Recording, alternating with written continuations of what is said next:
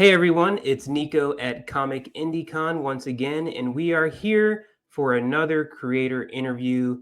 This time it's going to be awesome. We have a really cool guest, and I'm super excited about it. But first off, before we kind of jump into the interview, just want to let you guys know again that the show, Comic IndieCon 2023, is going to be on December 2nd in Houston, Texas at the Spring Street Studios. It's going to be a fantastic show, guys. Tons of indie comics, tons of awesome indie creators, networking, all that cool stuff. So if you're even the slightest, interested in any indie comics, definitely make your way out to the show because it's going to be a fantastic time. Also, if you're not following Comic Indie on Instagram, go ahead and do that because that's where you'll get the latest and greatest news and everything like that. So you want to stay up to date. But without further ado, let's go ahead and kick off our interview today. He is writer, artist, designer extraordinaire, most well known for his long running comic book called Land of the Rats. He is Mr. Mark Nasso. Mark, man, how are you doing? Thank you so much for joining us here today. Good. It's good to be here. Thanks. Awesome, man. Yeah, I'm super excited because you and I we've kind of crossed many a paths now, at different shows locally here in Houston, maybe a little outside of Houston too. But I really haven't got too much into like your origins, your quote unquote comic book origins. What you were inspired by and stuff. So kind of the first question I wanted to ask you is, what was your first eye-opening comics experience? And what I mean by that is like, what was the first time you opened up a book and were like, man, like this is something that I really want to do, or this is something that kind of is my passion? Is there a specific moment in your comics history that you can recall? Well, I was into comics like any other kid. The Marvel stuff caught my eye, but I think it's really when I discovered the Ninja Turtles back in 1987. Something about it seemed accessible that I can do this, and I think that's what a lot of people were drawn to is a couple guys in their apartment can draw a comic book that's competing with X-Men or anything like that. Yeah. And it just seems uh, less out of reach and something that I want to try to do myself. Yeah, man. I don't know how many times I've listened to the Mirage Studios, story, but it never gets old. It's like the most classic. It's the greatest success story for like indie guys like us to hear because you're like, man, like look at started out in an apartment, drawing like weird Ninja Turtles, and then suddenly like you're the biggest brand in the world, huge property, and like you've sustained a career over it. It's pretty insane, but that's kind of cool to hear. So was it something about like just the concept, or was it like the artwork that was kind of more of like a gritty kind of black and white? Because I know you work in black and white a ton Right. now, so I wonder if there's kind of like a correlation. Was it kind of that black and white underground feel that it had that kind of Well, yeah, spoke you to it? it was kind of I don't want to say drawn poorly, but it was rough around the edges, and everybody at that time when you're 10 years old, you have the How to Draw Comics the Marvel Way book, and that's a great book, but you're looking at that book and I'm never going to get to this level, and I'm still not at that level. And there's so many rules about what to do and what not to do. Mhm. I had some other books that were by the Ninja Turtle guys that were how to draw our characters. It seems like they had a few like that, and it just seems more accessible. That there's no right or wrong way, Yeah. and it's just open to possibilities. Yeah, no, yeah, I love that, and it's funny because in one of the last interviews that we did, he mentioned Kevin Garcia. He mentioned Ninja Turtles being like a very big influence there at the beginning of comics, and I kind of mentioned that mine was um, Frank Miller's Sin City. Whenever I first Right. opened up Sin City, I think I kind of have that same exact experience that you had with the Turtles. It was like, whoa, this stuff is different. This is not just regular superheroes, you know, um, flying in the sky. This is like some different kind of gritty, these black silhouettes, heavy blacks rendering all this kind of crazy stuff. So truly kind of relate to that sentiment there. And in terms, okay, so you've got the turtles. What about um, what were some of like your favorite creators growing up? Was it strictly Eastman and Laird, or were you kind of branching off into like some Simons and stuff? What else you got there? Well, from Eastman and Laird, what's cool about their stuff is their books became a showcase of different artists. Like every 2 issues, a new artist would come to showcase their art, and that would lead me off into discovering new people. I discovered Richard Corbin from them, and many others. I'm on the spot; I can't think of all the names, but Yeah. Oh man, and I you're kind of turned my back on all the Marvel stuff and found this underground world of heavy metal magazine, and yeah. it's kind of No, weird. it's No, and it's awesome hearing you say this because I haven't heard this from you, but now I'm like starting to put together all these kind of inspirations. You and relating it to the artwork that I've seen you do. So you've I can definitely see the Turtles kind of Eastman Laird influence in there, and now you're saying Richard Corbin, totally kind of see that influence there. So that's Right. awesome, man. I love that. Um, but yeah, so were you kind of like a monthly subscriber to heavy metal when it was coming out? When it was much more prevalent in the industry compared to now. No, I'd buy it at the convenience store or wherever I Yeah, could find it. yeah, for sure. Mhm. And that's heavy metal is kind of one of those things that I really want to jump more into, but now they're Right. so freaking expensive to buy. Yeah. Um, that's awesome, man. So in terms of like, whenever you started, was Land of the Rats like your first comic that you did, or were there things before that? Well, a little bit of both because it's been an evolution. That comic, Land of the Rats, has had a few different names and it's had a few different concepts, but it's evolved from the same starting point. When I started doing it, like I said, I mean, I'm stuck on the Eastman and Laird thing, but it was karate mice, and they were the such and such ninja mice, and that turned into the battle rats.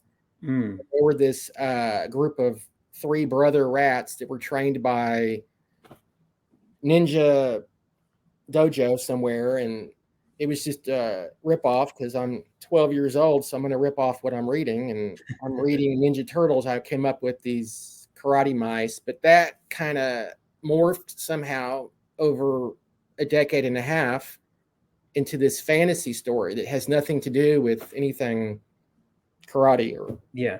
ninjutsu. But Was that kind of like a did you maybe when you were doing like the karate mice or whatever, did you feel kind of like restricted in that sense? So maybe like doing like a more like epic fantasy thing, you could just like literally do whatever you want as long as it's kind of fantastical.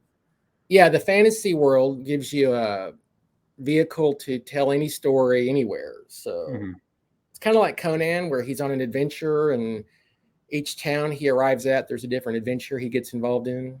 So Yeah, yeah, for sure. Because so like when you were, what was it about mice? Was there a specific nuance around that you were attracted to, or was it just like, hey, let's grab a random character or a random animal and anthropomorphize them and kind of well, everything get them in into the the early story? 90s was mutant toads, turtles. I just came up with mice, but somehow Mhm. it turned into rats. Yeah, So rats are rats are a little more heavy metal, you more know. sinister and interesting. That's awesome, man. Um, and how long ago did you start Land of the Rats, or when was the first time? Two parts to that. Okay. When did you start Land of the Rats, and like when was like the first show or the first time that you started like selling that book? Okay, Or- so I had my comic, I had 2 issues in an earlier form ready to go, pretty much ready for the printer back in 1999. But I got caught up in college in my major, and that took a long time to complete. So around 2003, when I finally got back to comics, I have these. books, and I'm like, okay, well, where am I going to print this? It cost $1,000 for a print run back in those days. There's no Mhm. digital printers yet that I was aware of. And around that time, digital printing started popping up. And well, it was just the right time. So I think around 2005, I put out the first Land of the Rats book.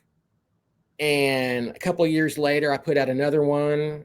And I think at one point I had 4 books around 2010.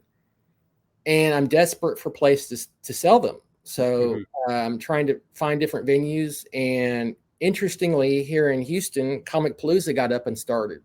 Yeah. So that was good timing because now I have 4 books, which is a good amount of books to push. And now the con thing is getting really going. Mhm. And so I started heavily pushing my stuff at Comic Palooza and other conventions around San Antonio, Austin, and it was just good timing. Yeah, yeah, for sure. And apologize if my dog is barking in the back, but he's being annoying. Hopefully you can't hear that. But so Comic Palooza was like the first time that you started selling the book. There were a couple weird art shows in Houston I would set up a table at. Nothing Comic Con size, but little shows here and there. But Comic Yeah, Palooza was the main huge show that I really debuted at. yeah.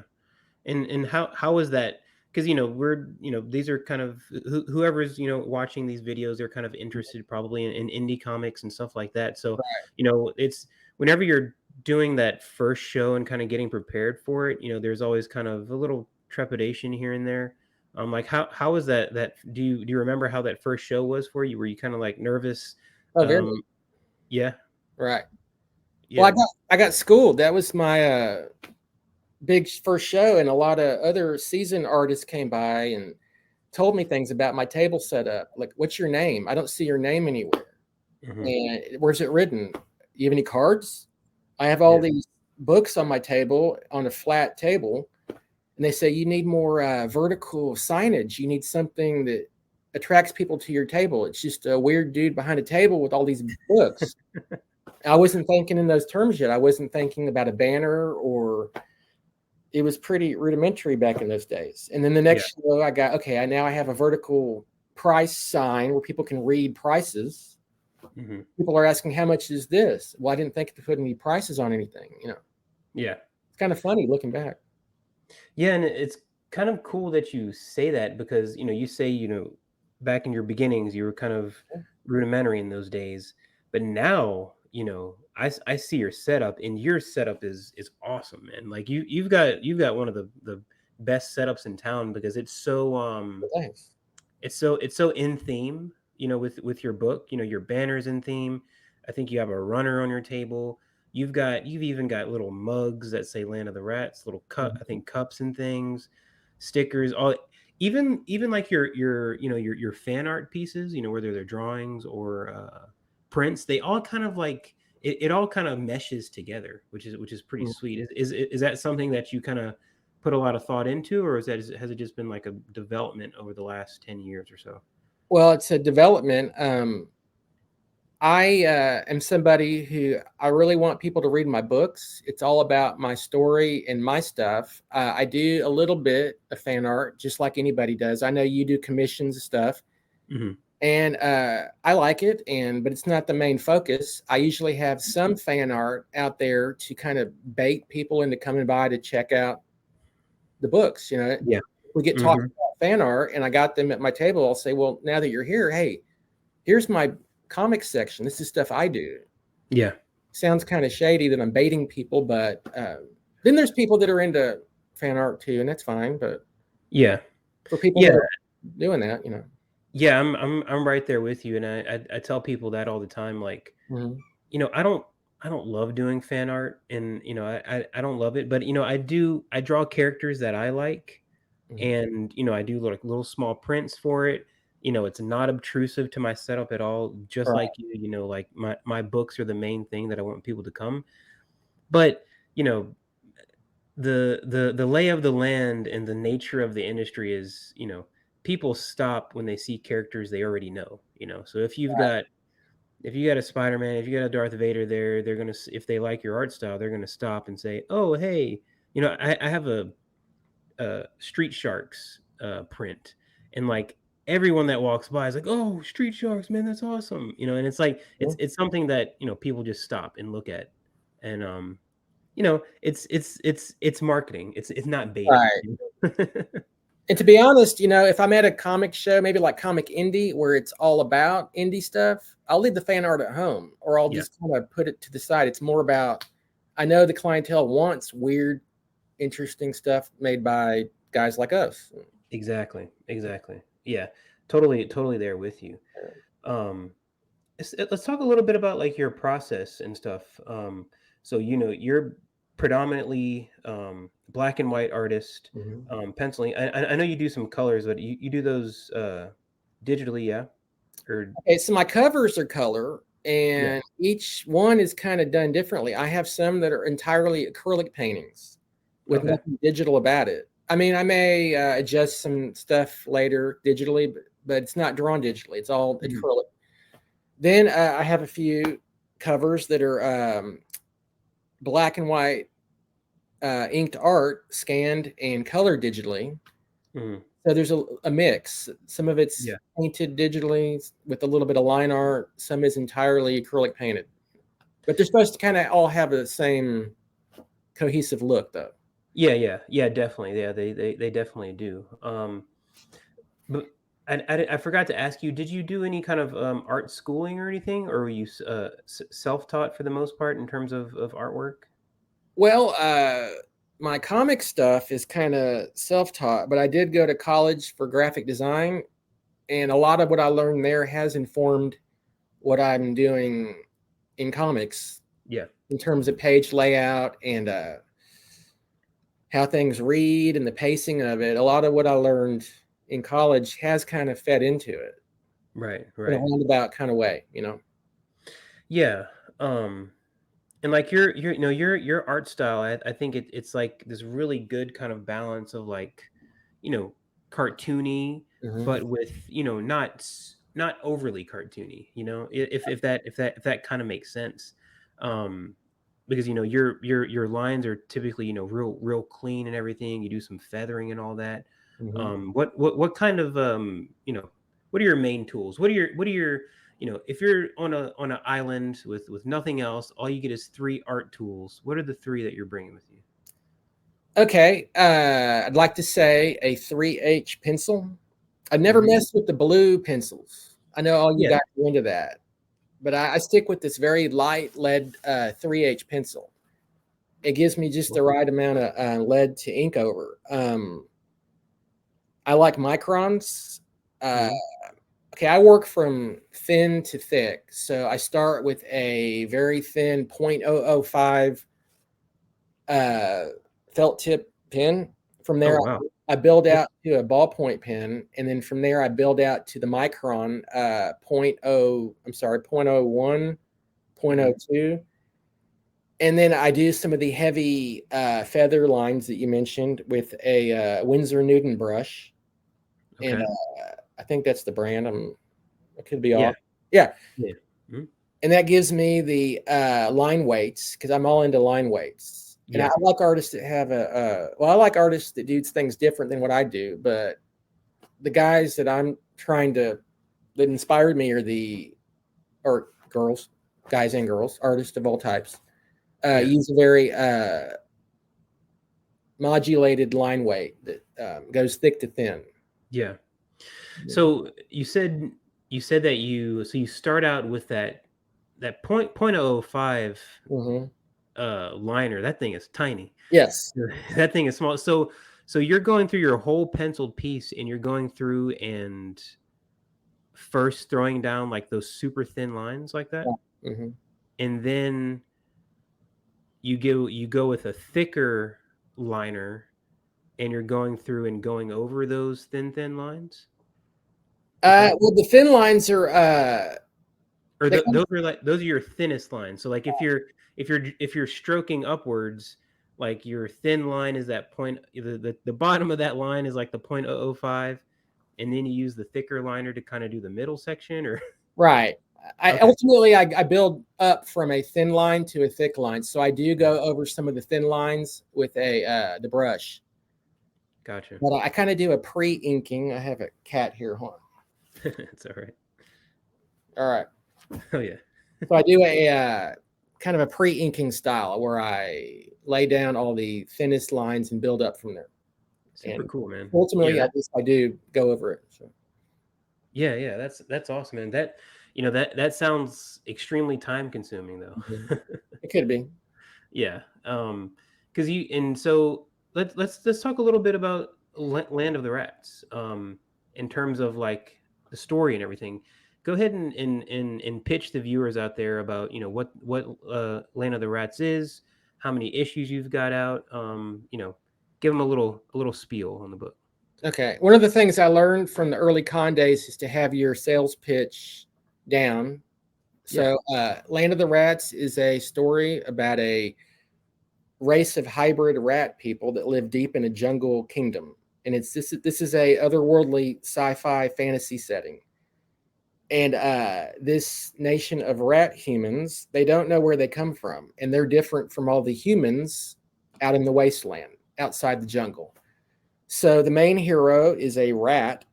They're hybrid. They're anthropomorphic. They're more human looking than rat, but they do have some rodent features. Yeah. And the main hero, his name's Jack. He gets banished from his homeland and goes out into the wasteland on an adventure. And he gets into different scenarios, a ancient war. He falls in love. He gets abducted by slavers, and he's trying to get back to his homeland. And at one point, I had 4 issues, so I put them together in a collected edition. The first 4 issues. I don't have issue numbers like number one, number two, like a Spider-Man comic. I have chapter titles, kind of like Hellboy, where it's Hellboy and the Fist of Hellboy Doom, and Hell. Yeah. whatever. Mine are like that too, where it's chapter title, where I Mhm. can jump around. Like right now, I have what I call the first issue. It's Gastrolithicus. It's about the stories about where Jack gets abducted into slavery and has to fight his way to freedom. That's my unofficial number one, but it won't always be. I'm going to have some prequel issues at some point. Mhm. So, but I tell people this is a good starting point. Yeah. And most of the story, let me back up. I have 6 issues right now. I have the first 4 collected in a trade paperback, and I have 2 issues beyond that. And I'm Mhm. working on book 7 right now. But Working on book 7. Awesome. mhm. And do you kind of have the rest of the story planned out, or is it something where it's like you said earlier, you've got this guy out in a wasteland trying to get back home. He can make however many stops he needs to get back home. There can be so many things, Right. crazy stuff like, oh, I don't know if you would do something where he like, goes to space or something like that, but you always could if you wanted to. Is Mhm. there is there kind of a plan that you have, or are you just going until the wheels fall off? Okay, so I have I want to say 12 to 15 issues projected, and Mhm. I have them all in an outline, not necessarily written with all the dialogue, but I have basically everything outlined. Page one, this happens. Page two, this happens, and I have an ending in mind, and I have all the stops on the way to get to that ending plotted. Yeah. Now, I could always fill in the gaps with a little side quest here, but that would be a side thing. The Mhm. meat of my story is already plotted and planned and just not executed. So, Gotcha. mm, Yeah, and that's one thing that I did want to ask you. So you know your main comics or your comics career has been kind of all based in the Land of the Rats world and in that universe. And it's something that I've been thinking about, like with my own book. mhm, It's going to be a full 120-page graphic novel, but I'm also thinking like there's so many offshoots, there's so many different ideas that I can do to kind of stay in that world. But you know I don't know if I want to stay in that universe for a super long time. I don't want to get burnt out on anything. So have you kind of felt any kind of like burnout within the world to where like you felt like you had to maybe break off and do, like another like one shot of like something completely different of like a slice of life or like, a horror or something that's outside of the Land of the Rats Mm. universe? Or is it something that you're kind of like going through every day and being like, this is the world I want to be in, and you keep going at it like that?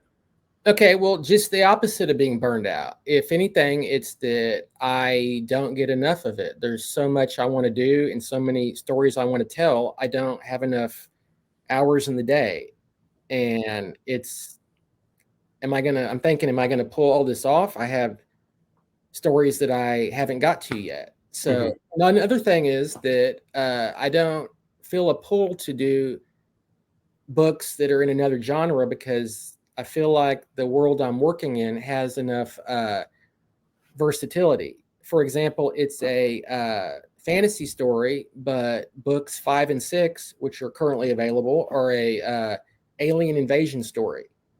So there are some sci-fi elements to it. So Yeah. I took a detour with the fantasy thing, and I did these 2 issues about a massive alien invasion and a space war, and that's in book 5 and 6. Yeah. So it crosses genres. So, Gotcha, man. That's awesome. I love that stuff, man. The like you mentioned before, the Hellboys of the world. I'm a mhm. huge Usagi Yojimbo fan. Like, I love the stuff where you can literally play in any genre because like the character has that long of legs. You can Right. literally go jump here, jump there, do a quiet story, do a big loud epic story. It's definitely some awesome stuff. But as far as like your books and everything, are those available online or anything? Or are you gonna exclusively have them at the Comic Indie Show? Okay, well, they're available online. I have a online store, so anybody can order any of the books anytime. Uh, Awesome. I have the collected editions. I have this new sketch cover collected edition, which is the biggest seller. It's a blank cover and it's 144 pages. And people at the convention asked me to draw something on there. It could be anything. I was hoping it would be something from Land of the Rats, but sometimes somebody asked me recently to draw a steampunk duck on there. Okay, whatever. I'll draw whatever. So all this is So- available on the store, at the store online, and but I do a lot of sales, mostly like you do at the Comic Con. Mhm. Awesome. Yeah. So that sketch cover you're talking about, is it like it's a trade and it has a blank cover on the front? I have it right here. Can I show the Yeah, books? of course. Show it. This is my regular edition, 144 pages with Awesome. the colored cover, but then there's the sketch cover, same thing, Uh huh. but it has a Bristol board cover, which Wow. takes the ink very well. And You said it doesn't ink very it well? does. It Oh, takes it ink does. It does. like any Bristol board piece of paper. Yeah. It really takes the ink. You can ink on it, pencil. It's really good. Dude, that's awesome. I'm gonna Mhm. have to after the show here. I'm gonna have to see where you get those from because Definitely. I haven't seen. Of course, we see the floppies with you know blank covers, but I seldomly see like full trades with that because that's pretty cool. Right. When I found out about it, I'm like, okay, I have to have that. Yeah, And it's surprisingly been a big seller. People like it. They want to have a custom piece.